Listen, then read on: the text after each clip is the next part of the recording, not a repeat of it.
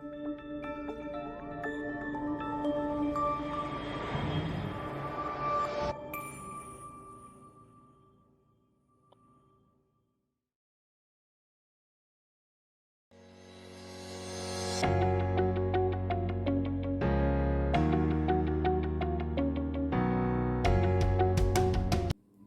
प्यारे छात्रों, मैं आशीष पांडे एक बार फिर से आपके समक्ष उपस्थित हूँ पहल बैचेस की इस सीरीज में। पिछले लेक्चर में हम लोगों ने कक्षा 9 के अध्याय 3 परमाणु एवं अणु चैप्टर के कुछ बेसिक और आधारभूत डेफिनेशंस के बारे में पढ़ा था और आज हम लोग कुछ चैप्टर में आगे की बातें करेंगे। इससे पहले कि हम आगे बढ़ें, मैं आपको पुराना कुछ ग्लिम्स के बारे में जानकारी दे देता हूँ।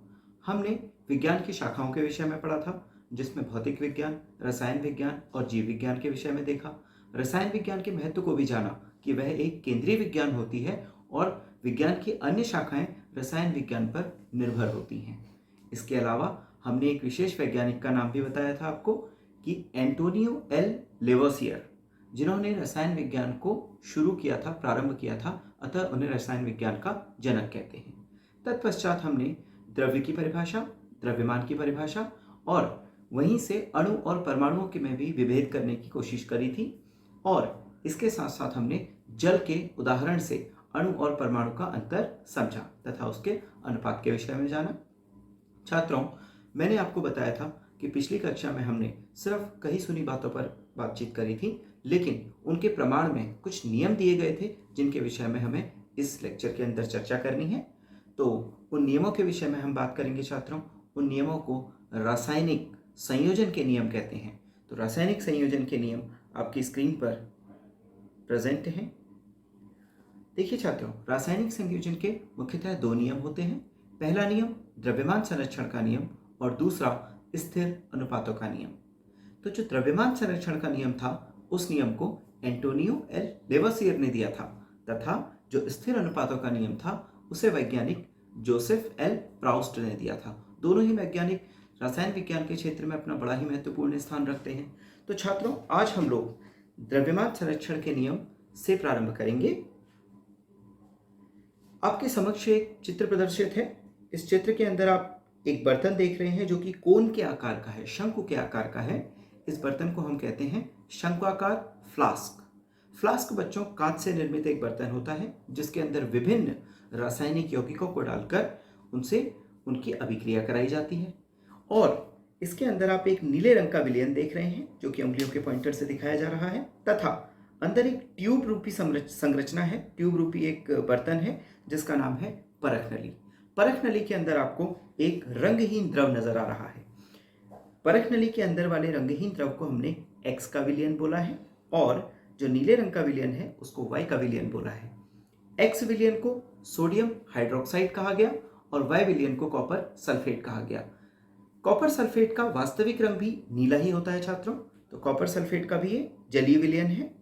साथ ही साथ आप देख पा रहे होंगे कि इस शंक्वाकार फ्लास्क के मुख पर एक कॉर्क का ढक्कन लगाया गया है। इस कॉर्क के ढक्कन से जो यदि कोई गैसेस बनने के आसार बने या फिर द्रव बाहर की ओर गिरे, ऐसी संभावनाओं को रोका जा सकता है। तो कॉर्क का ढक्कन इसी कारण लगाया जाता है। प्रथम चित्र के अंदर यदि आप देखें तो प्रथम चित्र के अंदर आप देख पाते हैं कि एक्स विलयन और वाई विलयन दोनों एक दूसरे से अलग अलग हैं, क्योंकि एक्स विलयन परख नली के अंदर है और वाई विलयन शंक्वाकार फ्लास्क के अंदर है। यदि हम इस परख नली को और इस शंक्वाकार फ्लास्क को कुछ टेढ़ा कर दें तो कुछ टेढ़ा करने पर क्या होगा, इस परख नली के अंदर से एक्स विलयन बाहर निकलेगा और वाई विलयन के साथ मिल जाएगा। ऐसा करने से दो रासायनिक यौगिक आपस में मिलेंगे जिससे रासायनिक अभिक्रिया होगी। अब इस रासायनिक अभिक्रिया को हम ठीक से समझेंगे छात्रों। उससे पूर्व हम ये देख लेते हैं कि प्रथम वाले बर्तन के अंदर जो दो पदार्थ रखे गए हैं वो दो पदार्थ आखिर हैं क्या और उनके रासायनिक सूत्र क्या हैं। छात्रों, रासायनिक अभिक्रिया से पहले जब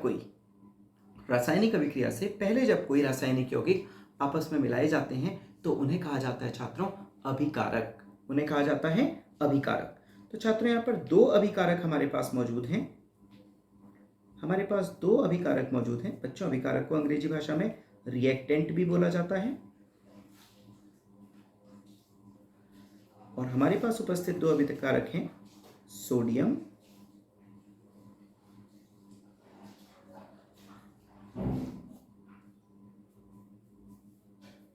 हाइड्रोक्साइड। इसका रासायनिक सूत्र NaOH होता है। छात्रों, Na से सोडियम को बताया जाता है, सोडियम को नेट्रियम भी बोला जाता है एक भाषा में, और OH जो है वो हाइड्रोक्साइड आयन के विषय में बताता है, जिसका ज्ञान आपको अग्रिम चैप्टरों में मिलेगा, लेकिन अभी इसको हम सिर्फ NaOH से समझते हैं। इसके बाद जो दूसरा है वो है छात्रों कॉपर सल्फेट। कॉपर सल्फेट, और कॉपर सल्फेट का रासायनिक सूत्र होता है छात्रों CuSO4। इस चैप्टर के अंत में आप रासायनिक सूत्रों के विषय में भी पढ़ेंगे और मैं आपको विस्तार पूर्वक वहीं समझा पाऊंगा, लेकिन अभी के लिए आपको समझना है कि CuSO4 कॉपर सल्फेट का सूत्र है। यदि आप इनको अच्छी प्रकार से खोलेंगे, शंक्वाकार फ्लास्क को एक रूप हिलाएंगे और उसके बाद जब ये आपस में घुलते हैं तो छात्रों इससे एक रासायनिक अभिक्रिया होती है, और रासायनिक अभिक्रिया के फलस्वरूप उत्पाद बनते हैं। तो रासायनिक अभिक्रिया के फलस्वरूप क्या बनता है छात्रों? उत्पाद। उत्पाद के लिए आपको सामने बना दूसरा शंक्वाकार फ्लास्क देखना पड़ेगा, और दूसरे शंक्वाकार फ्लास्क के अंदर आप देख सकते हैं कि जो सोडियम सल्फेट का विलयन है वो तो आपको विलयन के रूप में दिखाई दे रहा है, लेकिन यदि आप अंदर देखें तो आपको कुछ पाउडर टाइप का नजर आ रहा है बच्चों। ये पाउडर जो है ये छोटे छोटे कण हैं। ये छोटे छोटे कण कॉपर हाइड्रोक्साइड के हैं। कॉपर हाइड्रोक्साइड कैसे बना, इस बारे में चर्चा करते हैं। देखिए, शुरुआत में आपके पास सोडियम पे हाइड्रोक्साइड था और अंत में कॉपर पर हाइड्रोक्साइड आ गया। इसका मतलब सोडियम का हाइड्रोक्साइड अर्थात OH यहां से प्रतिस्थापित होकर कॉपर के पास पहुंच गया, और कॉपर का जो सल्फेट था अर्थात SO4 ये प्रतिस्थापित होकर सोडियम के पास पहुंच गया और उसे सोडियम सल्फेट बना दिया। रासायनिक अभिक्रिया किस प्रकार हुई है यह अगली कक्षा का विषय है। बस इतना यहाँ पर समझना आवश्यक है कि इनके बीच में कुछ न कुछ रासायनिक आयनों का आदान प्रदान हुआ है। इस प्रक्रिया के दौरान छात्रों सोडियम सल्फेट तो विलयन के रूप में मिलता है, लेकिन जो कॉपर सल्फेट है छात्रों ये अवक्षेप के रूप में मिलता है। अवक्षेप अर्थात अवक्षेप का अर्थ होता है बच्चों, अवक्षेप का अर्थ होता है, स्क्रीन पर ध्यान से देखिएगा, अवक्षेप का अर्थ होता है चूर्ण अर्थात पाउडर, जो कि विलयन में अघुलनशील हो। छात्रों, जब ये अघुलनशील था तभी तो ये नीचे जाकर अवसाद के रूप में बैठा ना। तो इस प्रकार के अघुलनशील पाउडर को हम कहते हैं प्रिसिपिटेट या फिर अवक्षेप। अवक्षेप को छात्रों अंग्रेजी भाषा में बोलते हैं प्रेसिपिटेट। देखिए, अंग्रेजी भाषा का भी ज्ञान उतना ही आवश्यक है जितना हिंदी का आवश्यक है। हम भाषा को बिल्कुल सर्वसुलभ बनाने का प्रयास कर रहे हैं, लेकिन हम दोनों ही भाषाओं में आपको कुछ तकनीकी शब्दों का ज्ञान अवश्य देंगे ताकि आप आगे आने वाली कक्षाओं में परेशानी का सामना ना करें। तो इस प्रकार छात्रों हमने क्या देखा? हमने देखा कि फ्लास्क को हमने जैसे ही टेढ़ा किया, परख नली के अंदर से सोडियम हाइड्रोक्साइड बाहर निकला, और सोडियम हाइड्रोक्साइड जब कॉपर सल्फेट के सॉल्यूशन के साथ मिलता था तो एक रासायनिक अभिक्रिया होती थी, और इस रासायनिक अभिक्रिया के फलस्वरूप सोडियम सल्फेट और कॉपर हाइड्रोक्साइड का एक अवक्षेप मिलता था, प्रेसिपिटेट मिलता था। छात्रों, इस अभिक्रिया के दौरान हमें द्रव्यमान संरक्षण के नियम को कहाँ पर अध्ययन करना है, इस बारे में मैं आपसे चर्चा करना चाहता हूँ। देखिएगा छात्रों, जब हम अभिक्रिया नहीं हुई थी, जब हमारे पास अभिकारक थे तो हमने अभिकारकों का पूर्व में ही वजन तोल लिया। ये प्रयोग पर आधारित एक एक्सपेरिमेंट है, ये प्रयोग है एक तरीके का। इस प्रयोग से संबंधित जो आंकड़े हैं उन आंकड़ों को मैं आपके सामने प्रदर्शित कर रहा हूँ। छात्रों, अभिक्रिया से पूर्व जो तोला गया भार था वो 67.25 ग्राम था, आप देख सकते हैं यहाँ पर। और ये वास्तव है, ये एक प्रयोग है, ये एक प्रयोग किया गया है बच्चों, ठीक है। तो इसको आपको मानना होगा, क्योंकि अगर आपको लैब में ऐसे प्रयोग करवाए जाते हैं तो बहुत अच्छी बात है। यदि नहीं करवाए जाते हैं तो आपको थोड़ा सा इमेजिन करना होगा उस चीज़ को बच्चों। तो अभिक्रिया से पूर्व जो इसका तोला गया भार था वो कितना था? 67.25 ग्राम। ठीक है, लेकिन अभिक्रिया के बाद क्या इसके भार में कमी आई या इसका भार बढ़ा? इसको देखने के लिए इसका भार अभिक्रिया के बाद पुनः तोला गया और पुनः तोलने पर हमें पता लगा कि इसके भार में कोई भी कमी नहीं आई है, अर्थात इसका भार 67.25 ग्राम 67.25 ग्राम ही रहा। इससे क्या सिद्ध हुआ बच्चों? इससे ये सिद्ध हुआ कि जब दो रासायनिक यौगिक आपस में मेल कर रहे थे, रासायनिक अभिक्रिया कर रहे थे, उनके अंदर कुछ परिवर्तन होते हैं बच्चों। परिवर्तन क्या हुए थे?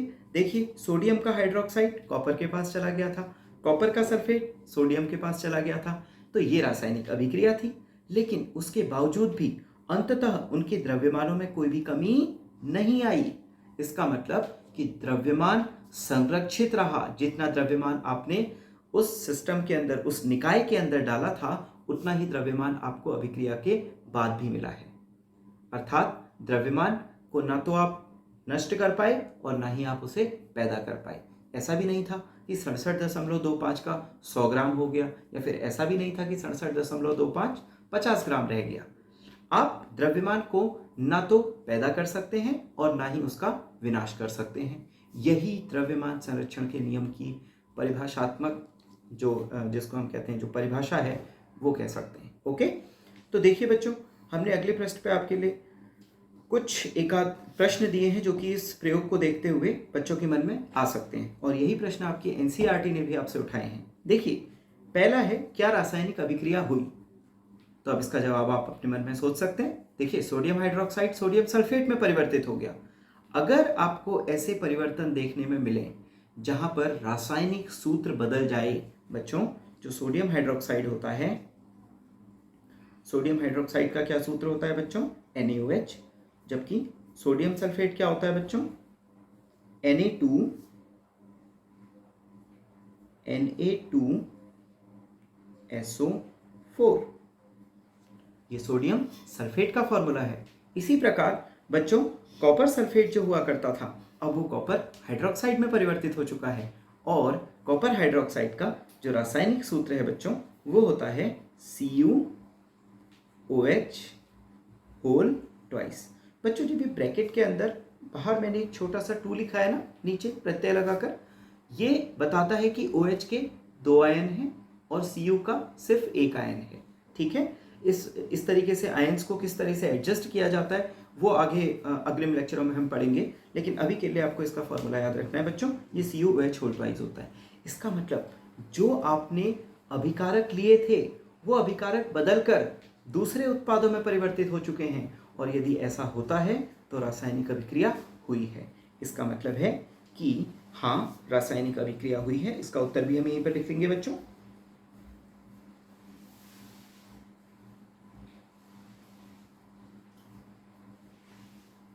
रासायनिक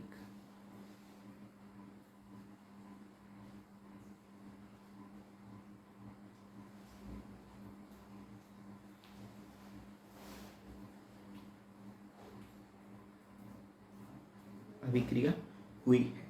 किस प्रकार रासायनिक अभिक्रिया हुई है छात्रों? देखिए, सोडियम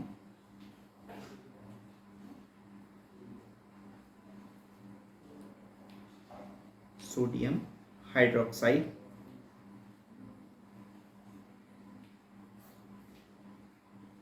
सोडियम सल्फेट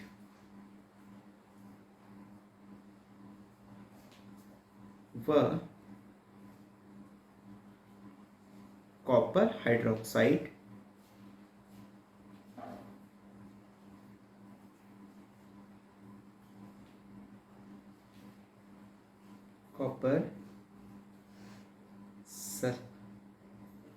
क्षमा कीजिएगा, कॉपर सल्फेट कॉपर हाइड्रोक्साइड में परिवर्तित हो जाता है।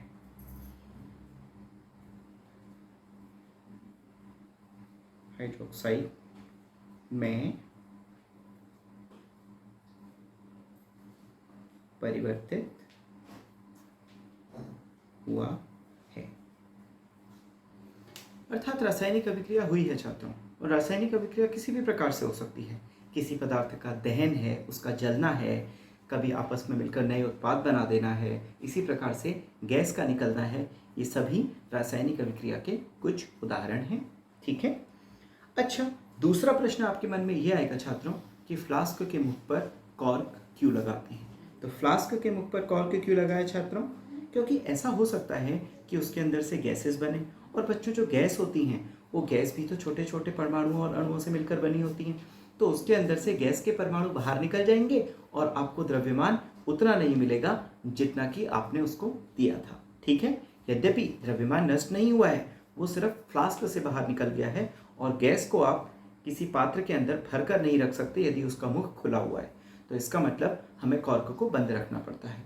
और कॉर्क को बंद रखने का एक दूसरा कारण छात्रों यह भी हो सकता है कि कॉर्क अगर बंद रहेगा तो फ्लास्क को जब हम तिरछा करके हिलाएंगे तो उसके अंदर से कॉपर सल्फेट और सोडियम हाइड्रोक्साइड बाहर नहीं निकलेंगे। ठीक है। तो इसका मतलब इसके दो कारण हो सकते हैं। इसके दो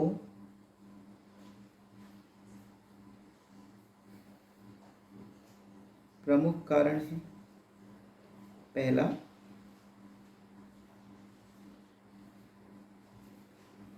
रसायनों को बाहर निकलने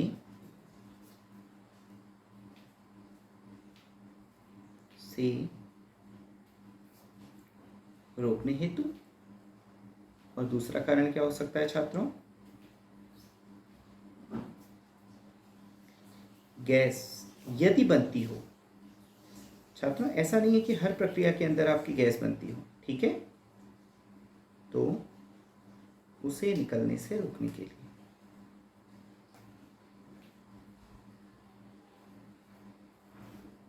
से रोकने हेतु। दूसरी बात, अगला प्रश्न आपके मन में क्या आएगा छात्रों? क्या फ्लास्क के द्रव्यमान एवं अंतर वस्तुओं में कोई परिवर्तन हुआ? तो फ्लास्क के अंदर रासायनिक परिवर्तन अवश्य हुए हैं, किंतु क्या उसके द्रव्यमान में कोई परिवर्तन हुआ? आप आंकड़ों को पुनः देख सकते हैं। देखिए, अभिक्रिया से पूर्व तोला गया भार बच्चों कैसा था? अभिक्रिया से पूर्व तोला गया भार, ध्यान से देखिए, 67.25 ग्राम। लेकिन अभिक्रिया के पश्चात तोला गया भार कितना है?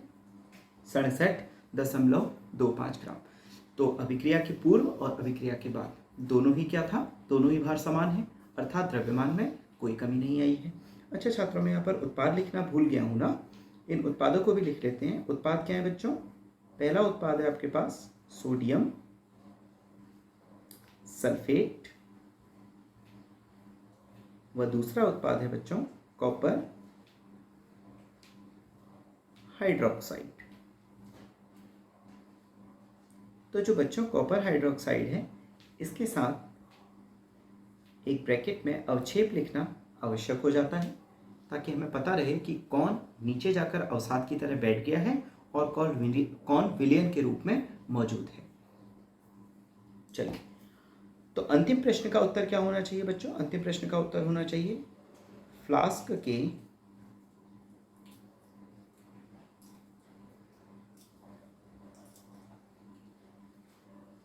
द्रव्यमान में कोई परिवर्तन नहीं हुआ है।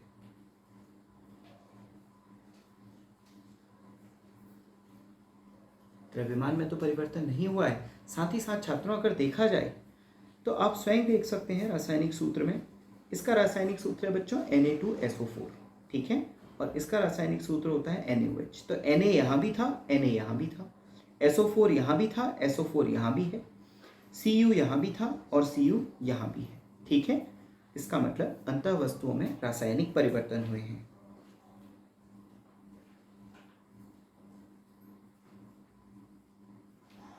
अंतर वस्तुओं में रासायनिक परिवर्तन हुए। छात्रों, किस प्रकार के रासायनिक परिवर्तन हुए हैं इस चीज़ को देखने के लिए आप प्रथम जो उत्तर हमने लिखा हुआ है क्या रासायनिक अभिक्रिया हुई है, उसके उत्तर को भी रेफर कर सकते हैं। ठीक है, तो ये 3 प्रमुख प्रश्न थे जो एक आम छात्र के मन में पैदा हो सकते हैं, जिनके लिए हमने उत्तर लिखने का प्रयास किया। ओके, तो ये तो था उदाहरण के तौर पर। मैं आशा करता हूँ आपको ये उदाहरण समझ में आता होगा, लेकिन हमें एग्ज़ाम के अंदर बच्चों परिभाषा लिखनी है। तो परिभाषा के विषय में अगर जानकारी ली जाए तो आपके सामने द्रव्यमान संरक्षण के नियम की परिभाषा भी है और एक चित्र भी है। उस चित्र को मैं बाद में एक्सप्लेन करूंगा, पहले परिभाषात्मक रूप देख लेते हैं। परिभाषा क्या कहती है? रासायनिक अभिक्रिया के दौरान, देखिए बच्चों, कॉपर सल्फेट और सोडियम हाइड्रोक्साइड की रासायनिक अभिक्रिया हुई थी और इस अभिक्रिया के दौरान ना तो आप द्रव्यमान को पैदा कर सकते थे, छात्रों जितना द्रव्यमान आपने लिया था उतना ही द्रव्यमान आपके पास था, ठीक है, और ना ही आप द्रव्यमान का विनाश कर पाते थे। तो बच्चों, जब उत्पाद बना था तो आप वहाँ पर द्रव्यमान का विनाश भी नहीं कर पाए थे, अर्थात द्रव्यमान को नष्ट नहीं कर सके थे। वो भी आपका 67.25 ग्राम था। तो इसका मतलब ये हुआ कि मास को, यानी कि द्रव्यमान को, ना तो पैदा किया जा सकता है ना ही इसे नष्ट किया जा सकता है। ठीक है, अच्छा, अंग्रेजी भाषा में भी इसको पढ़ना जरूरी है। मास can neither be created nor be destroyed during a chemical reaction. ठीक है, अब बच्चों आपके मन में एक विरोधाभास आएगा कि अभी तो सर ने बताया कि दहन अर्थात किसी चीज का जलना एक रासायनिक अभिक्रिया है, और अब जिस उदाहरण को वो हमें बताने वाले हैं उसके अंदर ऐसा नहीं हो रहा है, द्रव्यमान संरक्षण का नियम नहीं लग रहा है। देखिएगा जरा ध्यान से बच्चों, ये एक लकड़ी है। आप लकड़ी को जलाने के बाद लकड़ी को जलाई, आपने लकड़ी जलाया, लकड़ी को जलाने पर रासायनिक अभिक्रिया हुई, रासायनिक अभिक्रिया के बाद आपका क्या बन गया बच्चों? कोयला बन गया। लेकिन आपने कोयले को देखा होगा, क्या कोयले का वजन लकड़ी के जितना होता है? नहीं, कोयला काफी हल्का होता है। तो यहाँ पर द्रव्यमान संरक्षण का नियम कैसे लगा? लकड़ी तो बहुत भारी थी और कोयला बाद में जाकर हल्का हो गया। तो यहाँ पर द्रव्यमान संरक्षण के नियम को एक और रूप में समझा जा सकता है। थोड़ा सा आपको अपने दिमागी जो दायरा है उसको बढ़ाना होगा, मैं आपको उस विषय में बता रहा हूँ। छात्रों, आपको अगर देख पा रहे हैं तो कोयले के साथ मैंने ऊष्मा भी लिखा हुआ है। ऊष्मा क्या होती है बच्चों? ऊष्मा ऊर्जा होती है, अर्थात कोयले का जो द्रव्यमान आपको कम लग रहा है लकड़ी की तुलना में, वो ऊष्मा और गैसेस के रूप में उड़ गया। बात समझ में आ रही है? साधारण भाषा में समझा जा सकता है, ऊष्मा और गैसेस के रूप में उड़ गया, अर्थात द्रव्यमान को न तो पैदा किया जा सकता है न नष्ट किया जा सकता है, किंतु द्रव्यमान से ऊर्जा के रूप में अवश्य बदला जा सकता है बच्चों। इसका मतलब ये हुआ कि द्रव्यमान और ऊर्जा के बीच में कुछ बदलाव हो सकते हैं। ठीक है, तो हम कह सकते हैं कि एक रूप से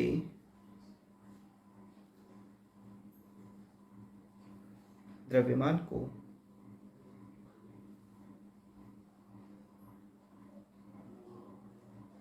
ऊर्जा में बदला जा सकता है। एक और चीज हमें ऐड करनी पड़ेगी बच्चों, यहाँ पर ऊष्मा के साथ साथ में कुछ गैस भी ऐड कर देता हूँ, जैसे कार्बन डाइऑक्साइड है, कार्बन मोनोऑक्साइड है। ये सभी गैसें भी तो मॉलिक्यूल्स यानी कि अणुओं से मिलकर बनी है बच्चों। तो ये अणु भी तो गैस बनकर उड़ जाते हैं ना, तो उनका द्रव्यमान आपको कम महसूस होता है। बाकी जो कोयला है, राख है, उसका द्रव्यमान आप नाप सकेंगे, जो कि आपको लकड़ी से हल्का नजर आएगा। तो जहां पर ये द्रव्यमान का आपको लगेगा कि विनाश हुआ है, ये विनाश नहीं हुआ है बच्चों, ये परिवर्तन हुआ है गैसेस के रूप में, जिसको आप तोल नहीं सकते। ठीक है, तो इस विरोधाभास को भी हमने यहाँ पर दूर किया। आइए बच्चों, अगला नियम पर आते हैं। अगला नियम स्थिर अनुपात का नियम था। स्थिर अनुपात के नियम को देने वाले वैज्ञानिक थे जोसेफ एल प्राउस्ट। बच्चों, सबसे पहले इस नियम को पढ़ने से पहले हम ये देखेंगे कि एक जल का अणु किस प्रकार से अपघटित होता है। छात्रों, यहाँ पर एक नया शब्द आपके समक्ष आ गया है, अपघटन। बच्चों, अपघटन का मतलब होता है छोटे हिस्सों में तोड़ना, छोटे हिस्सों में तोड़ना। आपके पास ऐसी बहुत विधियां होती हैं जिससे आप किसी रासायनिक यौगिक को छोटे हिस्सों में तोड़ सकते हैं। तो छोटे हिस्सों में तोड़ना अर्थात अपघटन। तो बच्चों, जल के हमने 9 ग्राम लिया है, यानी कि जल का हमने कितना कितना द्रव्यमान लिया है बच्चों, 9 ग्राम।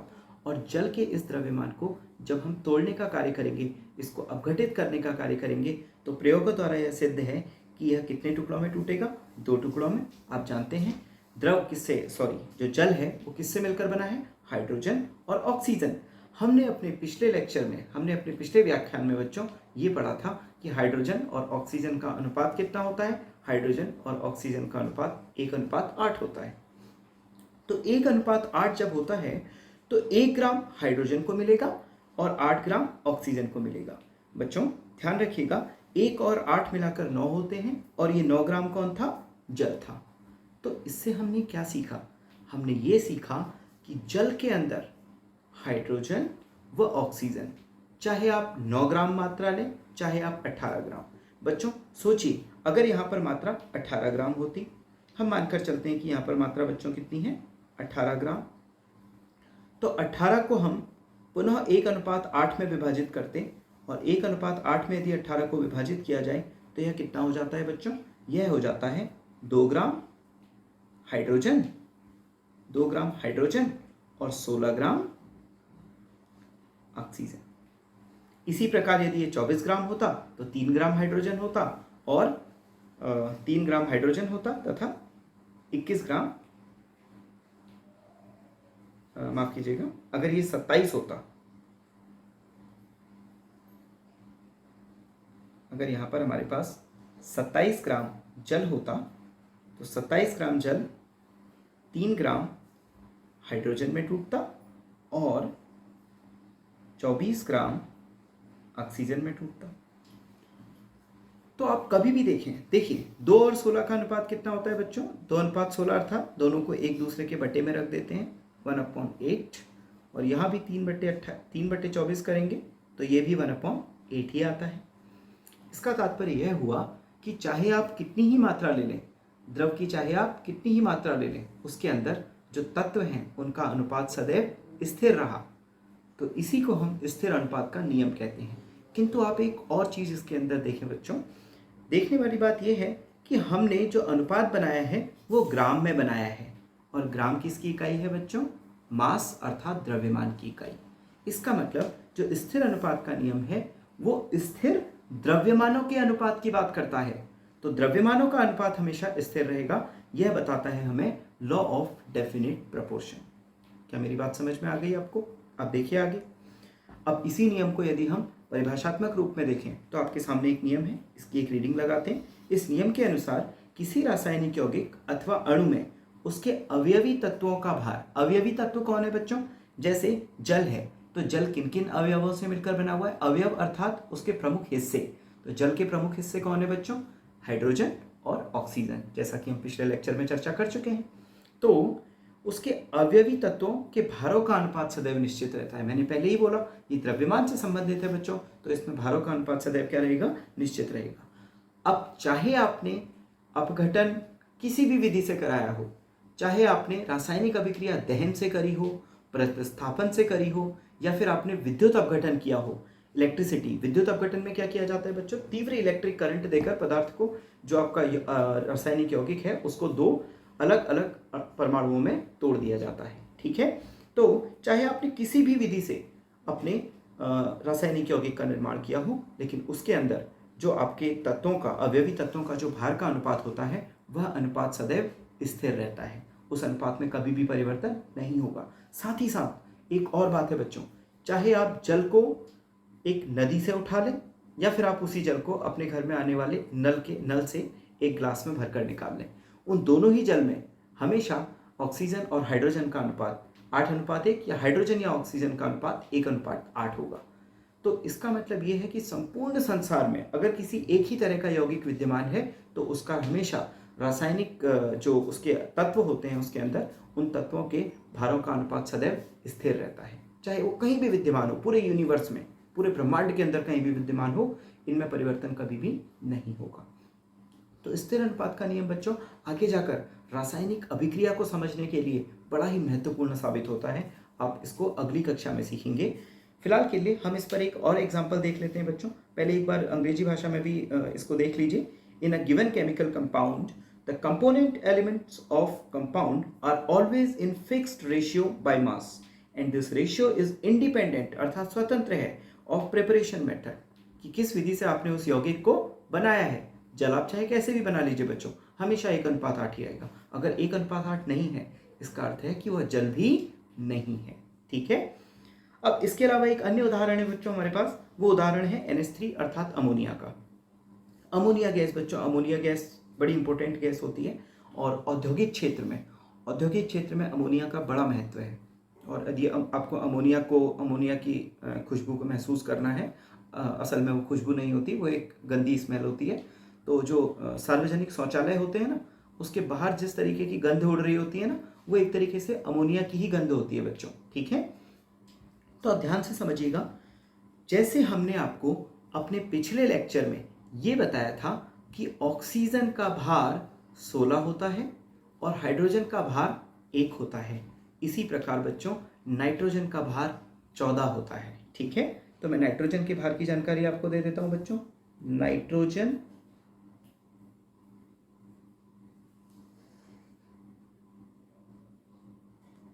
का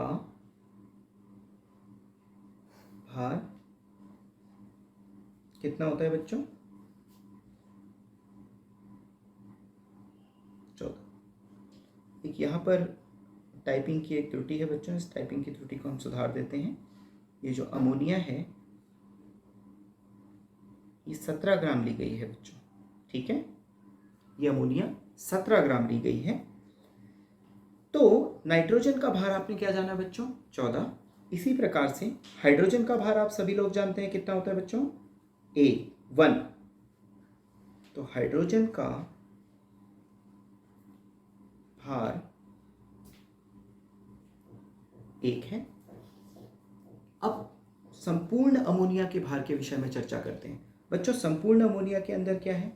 1 नाइट्रोजन है और 3 हाइड्रोजन है, अर्थात 1 नाइट्रोजन का भार बच्चों 14 हो गया और 3 हाइड्रोजन का भार कितना हो गया? 3 × 1 अर्थात 14 + 3 = 17 ग्राम। आशा करता हूं आपको ये समझ में आया। अब 17 ग्राम को यदि बच्चों हम अपघटन करेंगे, अपघटन अर्थात अमोनिया को तोड़ने का कार्य करेंगे, तो अमोनिया को तोड़ने पर आप पाएंगे कि उसके अंदर बच्चों हाइड्रोजन कितना आता है?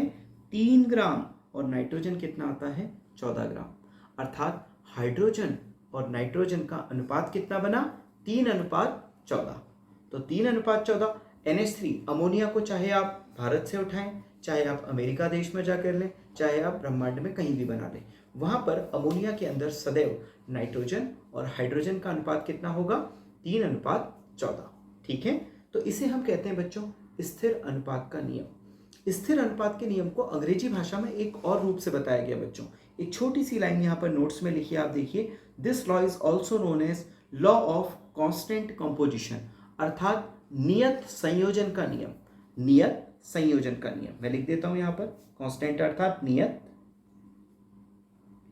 कंपोजिशन मतलब बच्चों संयोजन, अर्थात इसे हम कभी कभी नियत संयोजन का नियम भी कहते हैं। नियत संयोजन मतलब नियत अर्थात फिक्स या फिर स्थिर। नियत मतलब स्थिर या फिर फिक्स। तो नियत मात्रा स्थिर होती है, स्थिर मात्रा रहती है हमेशा किसी भी तत्व की किसी यौगिक के अंदर। तो यहां भी आपने देख पाए हैं कि 3:14। तो NH3 के अंदर भी 3 मात्रा में कौन है? हाइड्रोजन। और नाइट्रोजन कितनी मात्रा में है? 14 की मात्रा में है। तो बच्चों हमने स्थिर अनुपात के नियम को एक अन्य उदाहरण से भी समझ लिया है। तो इन नियमों से काफी सारी चीजों के विषय में पता लगा बच्चों। पहली बात तो हमने ये जानी कि द्रव्यमान को ना तो पैदा किया जा सकता था, ना ही उसका विनाश किया जा सकता था। अब आपने ये भी देखा कि द्रव्यमान को यदि पैदा और नष्ट नहीं किया जा सकता, तो द्रव्यमान किसके अंदर मौजूद है बच्चों? द्रव्यमान है अणु, परमाणु और रासायनिक यौगिकों के अंदर मौजूद। अब जो रासायनिक यौगिक होते हैं वो विभिन्न तत्वों से मिलकर बनते हैं बच्चों। तो जब वो विभिन्न तत्वों से मिलकर बनते हैं तो तत्व एक निश्चित अनुपात में होते हैं। और निश्चित अनुपात के विषय में किस वैज्ञानिक ने बताया बच्चों? जोसेफ एल प्राउस्ट ने। और उन्होंने स्थिर अनुपात का नियम दिया।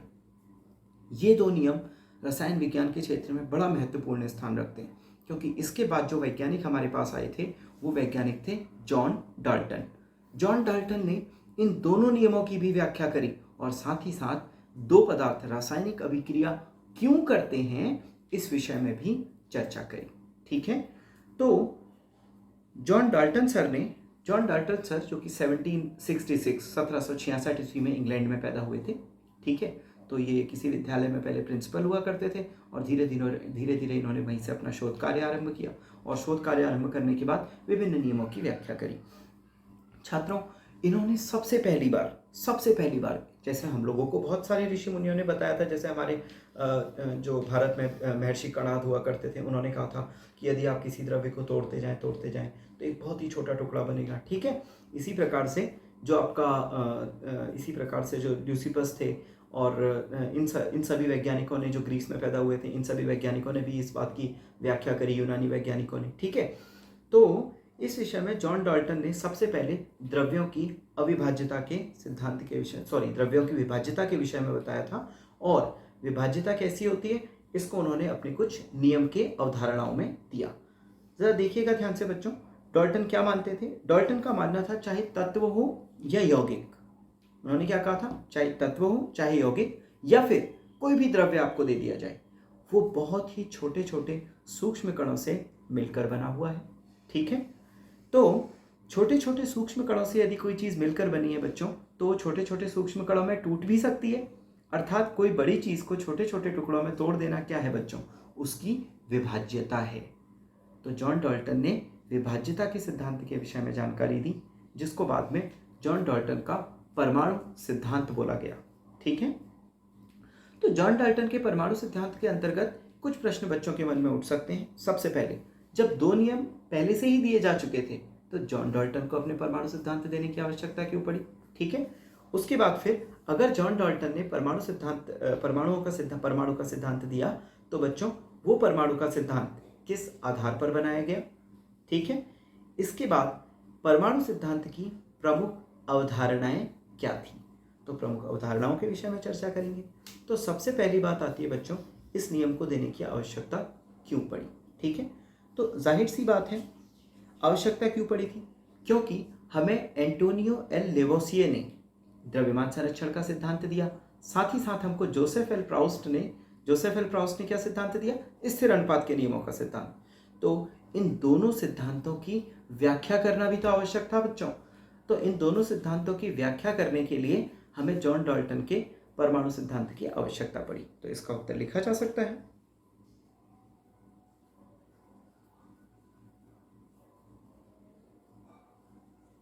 द्रव्यमान संरक्षण के नियम व स्थिर अनुपात के नियम की वैज्ञानिक व्याख्या करने हेतु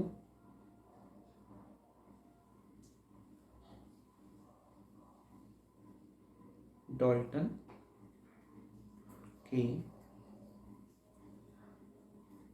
परमाणु सिद्धांत की आवश्यकता पड़ी। प्यारे बच्चों, जो डाल्टन थे, माफ कीजिएगा जॉल्टन बोल गया मैं उनको, गलती हो गई थोड़ा सा। जो डाल्टन थे, इन्होंने कुछ नियमों को अवश्य आधार बनाया होगा। छात्रों, आप जानते हैं कि कोई भी नियम जो होता है उसके पीछे भी कई नियम कार्य करते हैं। तो उन्होंने जिन नियमों का सत्यापन करने के लिए अपने सिद्धांत का प्रतिपादन किया, उसी नियम को उन्होंने अपने सिद्धांत का आधार भी बनाया। अर्थात जॉन डाल्टन ने किन नियमों को आधार बनाया गया होगा छात्रों? सबसे पहला आधार बनाया इन्होंने द्रव्यमान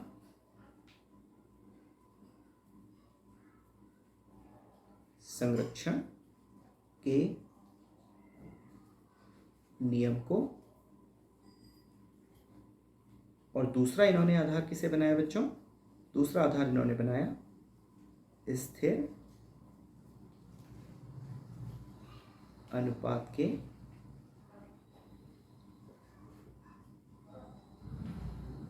नियम को, स्थिर अनुपात के नियम को। तो दो बातें हैं, देखिए एंटोनियो लेवोसिए और जोसेफ प्राउस्ट, इन दोनों के नियमों की जो वैज्ञानिक व्याख्या थी वो छात्रों किसने करी? जॉन डाल्टन ने करी। इन्हीं के नियमों के आधार पर करी। बात समझ में आ रही है ना? इन्हीं के नियमों के आधार पर करी। अब इनके नियमों के आधार पर उन्होंने क्या व्याख्या करी, यही जॉन डाल्टन का परमाणु सिद्धांत है। तो अब हम जॉन डाल्टन के परमाणु सिद्धांत की कुछ अवधारणाओं को समझेंगे। इन अवधारणाओं का उल्लेख अगले पृष्ठ पर करेंगे। तो जॉन डाल्टन के सिद्धांत की प्रमुख अवधारणाएं क्या थी बच्चों? सबसे पहली इसकी अवधारणा थी कि जो द्रव्य होता है ना बच्चों, मैंने आपको द्रव्य डिस्कस किया था। द्रव्य किससे बना है मिलकर? छोटे छोटे परमाणुओं और अणुओं से मिलकर। तो उनका यही कहना था कि द्रव्य के अंदर छोटे छोटे अणु और परमाणु होते हैं और वे अणु परमाणु ही रासायनिक अभिक्रिया में भाग लेते हैं। ठीक है, तो पहली अवधारणा क्या रही? जो द्रव्य है वो किनसे मिलकर बना है? अणु और परमाणुओं से, और यही अणु और परमाणु क्या करते हैं? रासायनिक अभिक्रिया में भाग लेते हैं। ठीक है, देखिएगा, जैसे बच्चों इसको एक उदाहरण से भी समझा जा सकता है। ठीक है, जैसे एक देश की सेना के विषय में लीजिए, और सेना को युद्ध लड़ना है, तो हम संयुक्त रूप से उसको सेना कहते हैं, लेकिन सेना बनती किससे बच्चों? सिपाहियों से। तो बहुत सारे सिपाही मिलकर सेना को बनाते हैं। तो युद्ध में बच्चों भाग असल में कौन ले रहा है? सेना लड़ रही है का मतलब है कि उसके छोटे छोटे जो सिपाही हैं, उसके एक एक सिपाही जो हैं वो उस युद्ध में लड़ाई कर रहे हैं। बिल्कुल ऐसा ही अणु, परमाणु और द्रव्य के विषय में है। जो द्रव्य है उसकी तुलना सेना से की जा सकती है। इसी प्रकार से जो छोटे छोटे अणु और परमाणु हैं उनकी तुलना सिपाही से की जा सकती है, और युद्ध की तुलना रासायनिक अभिक्रिया से की जा सकती है। तो जो हमारे छोटे छोटे सिपाही हैं यानी कि अणु और परमाणु हैं, वो किस में भाग ले रहे हैं बच्चों? रासायनिक अभिक्रिया में। तो पहली अवधारणा को लिख लेते हैं। देखिएगा, हमने आपको पहली अवधारणा क्या बताई बच्चों? हमने बताई द्रव्य अति सूक्ष्म। अति सूक्ष्म मतलब बच्चों इसके आकार पर हम अगले व्याख्यान में चर्चा करेंगे, लेकिन अभी के लिए आपको मानना है कि अति सूक्ष्म है। द्रव्य अति सूक्ष्म कणों जिन्हें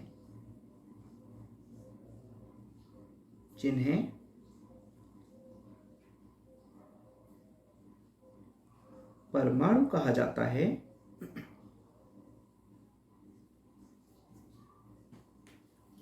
से मिलकर बना है, से मिलकर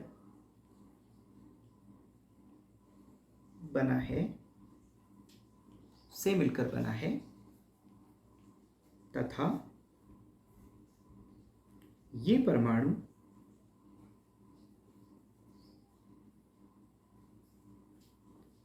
रासायनिक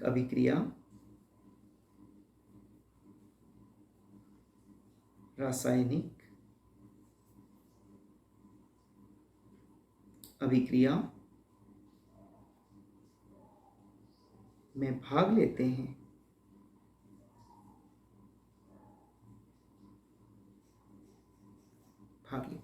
ठीक है छात्रों, तो जो परमाणु हैं ये किस में भाग ले रहे हैं? रासायनिक अभिक्रिया में। आज हमने एक रासायनिक अभिक्रिया का भी उदाहरण पढ़ा, जिसमें सोडियम हाइड्रोक्साइड और कॉपर सल्फेट आपस में मिलकर क्या बनाते थे बच्चों?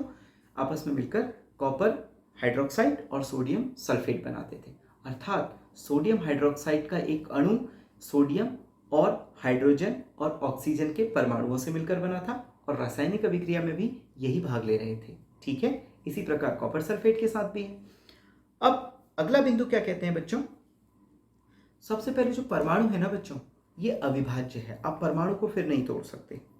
हालांकि बाद में पता चलेगा आपको कि परमाणु भी कुछ छोटे छोटे कणों से मिलकर बना हुआ है, तो उन कणों की व्याख्या हम अगले चैप्टर में पढ़ेंगे। लेकिन अभी फिलहाल हम जॉन डाल्टन की अवधारणा के विषय में पढ़ रहे हैं। डाल्टन का मानना था कि परमाणु अविभाज्य होता है। हालांकि बाद में परमाणु की विभाज्यता भी आपको देखने को मिलेगी अगले अध्याय में। तो देखिए बच्चों क्या बोला था। डाल्टन के अनुसार डाल्टन के अनुसार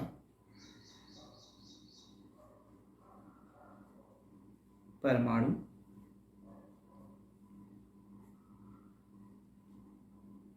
अविभाज्य है। ठीक है। और दूसरी बात यह है बच्चों, यदि आपने Na को लिया हुआ है अर्थात सोडियम को, तो ऐसा नहीं है कि आप सोडियम से कुछ नया ही तत्व बना देंगे। सोडियम हमेशा सोडियम के ही रूप में आपको उत्पाद में भी मिलेगा। जैसे अगर हम अपनी पुरानी अभिक्रिया को देखें, तो इस अभिक्रिया के दौरान बच्चों आप देख पा रहे होंगे, यहाँ पर यदि हमने Na लिया था तो हमें वापस भी Na ही मिला है, Na का बदलकर कुछ और नहीं हुआ है। इसका मतलब जो परमाणु हैं वो सदैव सुरक्षित रहते हैं छात्रों। ठीक है। इसका मतलब परमाणु को ना तो आप सृजित कर पाए ना उसका विनाश कर पाए। इसका मतलब परमाणु को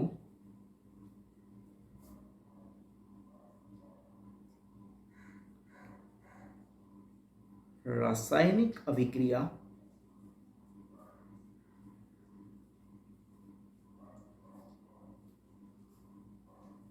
के द्वारा न तो उत्पन्न किया जा सकता है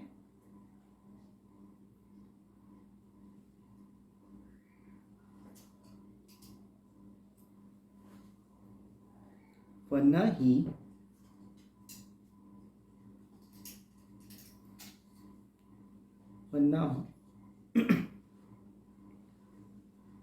ही नष्ट किया जा सकता है। अर्थात ये नियम किससे मिलता है बच्चों? ये जो अवधारणा है ये कहीं ना कहीं द्रव्यमान संरक्षण के नियम से मेल खाती नजर आती है। क्यों? क्योंकि आप परमाणु को ना तो उत्पन्न कर पा रहे हैं ना उसको नष्ट कर पा रहे हैं। अर्थात आप ना तो द्रव्यमान को नष्ट कर पा रहे हैं ना तो उसको पैदा कर पा रहे हैं। क्योंकि आप जानते हैं द्रव्यमान छोटे छोटे परमाणुओं से मिलकर बना होता है, और परमाणु क्या है? अनडिस्ट्रॉयबल है, अविनाशकारी है। ठीक है। आइए बच्चों अगले नियम की बात करते हैं। अगर सपोज आपके पास एक दिया हुआ तत्व है बच्चों, सपोज जैसे आपके पास सोडियम है, माना मैंने आपको कुछ यहाँ पर चित्र बनाकर दिखाए हुए हैं। इन चित्रों में सपोज हम मानकर चलते हैं, जो ये बैगनी रंग का आपको नजर आ रहा है ना बच्चों, ये सोडियम है माना। ये क्या है बच्चों? माना सोडियम है। तो सोडियम के अंदर यदि आप सोडियम का 1 किलो भी ले लें तो सोडियम के अंदर सभी परमाणु एक ही जैसे नजर आएंगे, उनमें बिल्कुल भी बदलाव नहीं आएगा। दूसरा वाला बच्चों हम मानते हैं कि ये क्या है? ये कॉपर है। तो कॉपर के अंदर सभी कॉपर बिल्कुल एक ही जैसे, एक ही आकार के और बिल्कुल सुव्यवस्थित क्रम में लगे होंगे। ठीक है। तो ये कॉपर है। तो इसका तात्पर्य यह है कि जो परमाणु होता है किसी एक प्रकार के तत्व में हमेशा एक ही जैसा होता है। इसीलिए आपने देखा होगा, चाहे आप सोडियम हो या फिर कॉपर हो, अगर आप उसको बीच में से काटेंगे तो आपको अंदर भी उसी प्रकार का रंग, रूप, संरचना दिखाई देगी जिस प्रकार की बाहर से नजर आ रही थी। तो अगला नियम क्या कहता है बच्चों? अगला नियम कहता है कि किसी विशिष्ट तत्व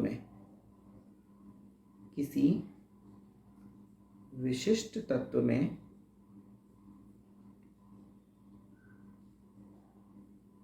सभी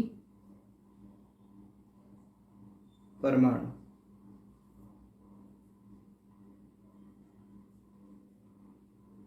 द्रव्यमान व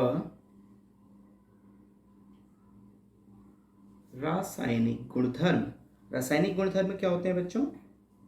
रासायनिक गुणधर्म का अर्थ है परमाणु की अभिक्रियाशीलता, साथ ही साथ परमाणु के अंदर कुछ और पार्टिकल्स मौजूद होते हैं, कुछ और कण मौजूद होते हैं, उनकी मौजूदगी, ये सभी में एक समान रहेगी। तो रासायनिक गुणधर्म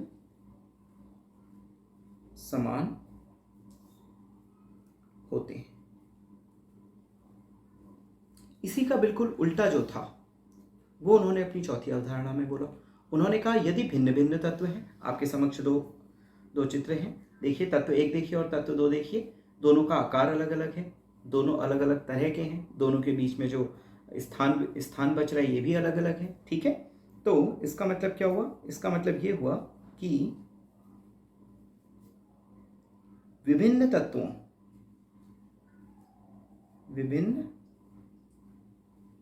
तत्वों के परमाणु द्रव्यमान व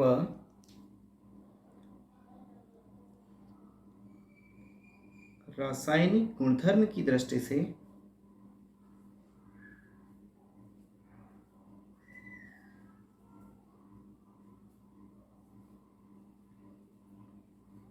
अलग अलग होते हैं।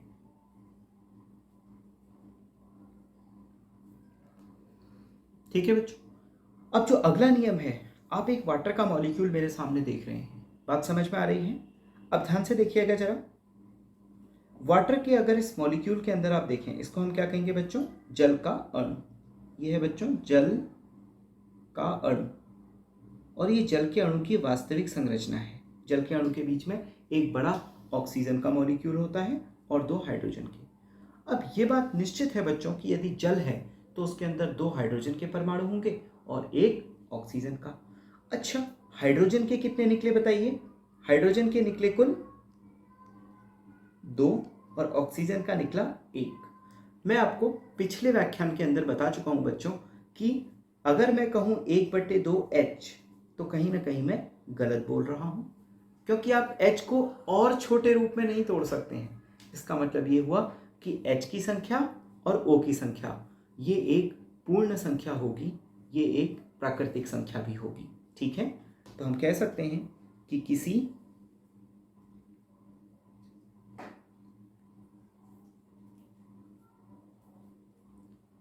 रासायनिक यौगिक में परमाणु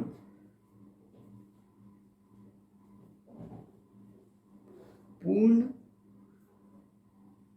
संख्या के अनुपात में होते हैं।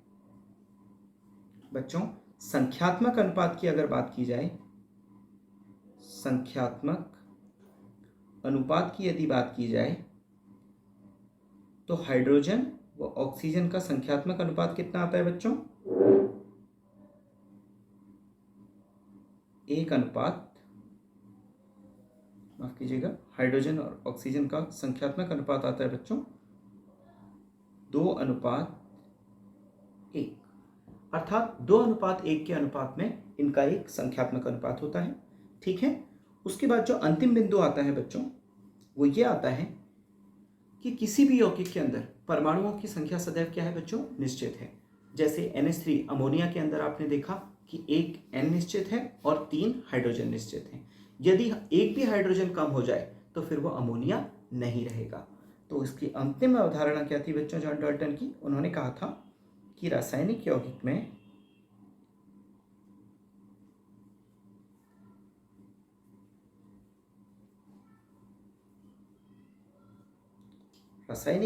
में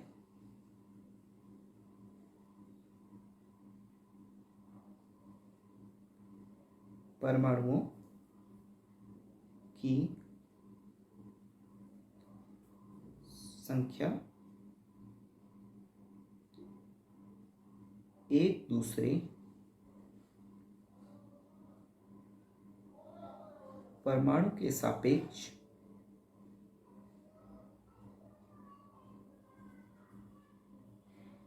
निश्चित होती है। बच्चों, इस डाल्टन की परमाणु अवधारणा के अंदर आप एक विशेष बात देखेंगे।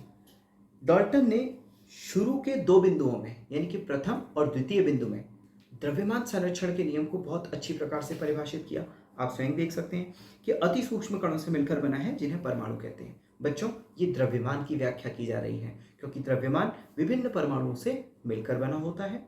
साथ ही साथ जो दूसरा नियम है उसके अंदर उन्होंने परमाणु की अविभाज्यता को स्वीकारा है और रासायनिक अभिक्रिया के दौरान उसके न तो सृजित हो पाने और न ही विनाश हो पाने के विषय में भी बात करी है। अर्थात कहीं ना कहीं एंटोनियो एल लेवोसिए के द्वारा दिए गए द्रव्यमान संरक्षण के नियम की पूर्ण व्याख्या करता है। साथ ही साथ तीसरे से छठे बिंदु तक उन्होंने द्रव्यमान और रासायनिक गुणधर्म की समानता के विषय में बातें करी हैं तथा किसी यौगिक के अंदर परमाणुओं के निश्चित या फिर स्थिर अनुपात के विषय में बताया है। अर्थात कहीं ना कहीं उन्होंने प्राउस्ट के नियम की भी व्याख्या करी है। तो इस प्रकार हम कह सकते हैं कि जॉन डाल्टन परमाणु सिद्धांत के द्वारा प्राउस्ट और लेवासिए दोनों के सिद्धांतों की व्याख्या करने में सफल रहे। साथ ही साथ ये केमिस्ट्री के क्षेत्र में अर्थात रसायन विज्ञान के क्षेत्र में बड़ा ही क्रांतिकारी सिद्धांत था। इसके बाद फिर परमाणु के और भी छोटे छोटे कई टुकड़े देखे गए। उन टुकड़ों के विषय में हम आगे जानकारी लेंगे। जॉन डाल्टन के प्रयास अभी खत्म नहीं हुए हैं। जॉन डाल्टन के प्रयासों के विषय में भी हमने अपने अगले लेक्चर में जानकारी लेनी है। तो इस लेक्चर के अंदर हमने आपको इन तीनों नियमों की व्याख्या करी। ये लेक्चर थोड़ा सा बच्चों आम लिमिट से लंबा हो गया है, क्योंकि यदि हम इन तीनों की व्याख्या अलग अलग लेक्चर में करते तो शायद आपकी समझ उतनी अच्छी नहीं बन पाती जितना आप इनको आज जोड़कर देख पा रहे हैं। तो धन्यवाद। अगले लेक्चर में हम आपसे मिलते हैं। अगले लेक्चर में हम मिलेंगे आपके साथ जॉन डाल्टन की कुछ और खोजों के साथ में परमाणु के आकार पे कि परमाणु कितना छोटा है उसको हम आपके आसपास की वस्तुओं से जोड़ते हुए आपको उस विषय में भी बताएंगे, जो कि बहुत ही ज़्यादा निसंदेह बहुत ज़्यादा इंटरेस्टिंग टॉपिक होने वाला है। तब तक के लिए स्वस्थ रहिए, पढ़ते रहिए, आगे बढ़ते रहिए। धन्यवाद।